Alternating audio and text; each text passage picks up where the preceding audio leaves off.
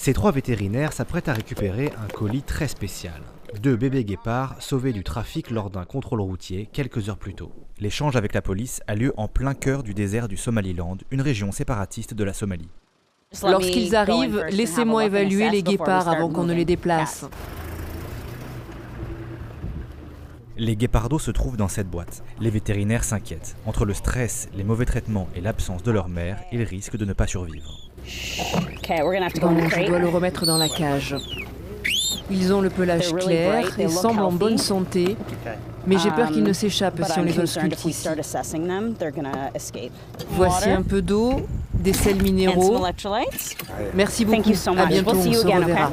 C'est la 4e mission en un an pour Ashley Marshall, Chris Wade et Ramsey Youssouf, les responsables de l'unique refuge pour guépards de la Corne de l'Afrique, appelé Cheetah Conservation Fund. Porté par la demande des riches acheteurs du Golfe, le trafic explose. Chaque année, des centaines de félins sont envoyés illégalement d'Afrique vers la péninsule arabique. Seuls quelques-uns sont récupérés. Ashley Marshall vient ausculter les petits rescapés. Son cœur a l'air normal, battement régulier, pas trop rapide. 1,9 kg, parfait, il a gagné un peu de poids. Les 2 jeunes guépards rejoindront les 125 autres sauvés depuis l'ouverture du refuge, il y a 15 ans, non loin d'Hargeisa, la capitale du Somaliland. Une concentration de guépards unique au monde, financée par les dons de particuliers étrangers.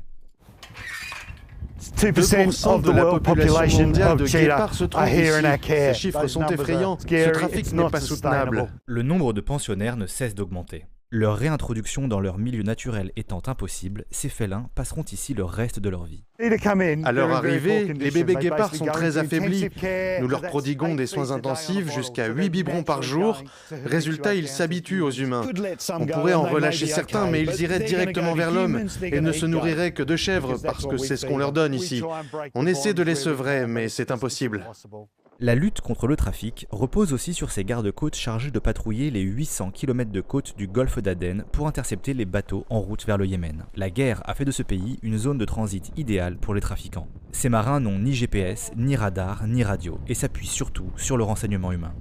Depuis quand avez-vous jeté l'ancre ici? Ce matin. Y avait-il d'autres bateaux avec vous en mer? Oui, quelques-uns à l'ouest. Si vous apercevez des bateaux inconnus, il faut nous prévenir, d'accord? Oui, si on voit quelque chose d'illégal, on vous préviendra. Malgré leurs faibles moyens, ces hommes ont intercepté en mer 11 guépards en septembre dernier. 3 de ces félins sont morts après avoir été maltraités. Notre technique est de repérer les voitures sur la côte à des endroits inhabituels. Il nous faudrait des GPS et des radios pour mieux coordonner nos bateaux. Les efforts des vétérinaires et des gardes-côtes ne suffiront pas à enrayer le trafic. Sans répression des acheteurs dans les pays du Golfe, il pourrait se poursuivre au risque de la disparition des guépards dans la région.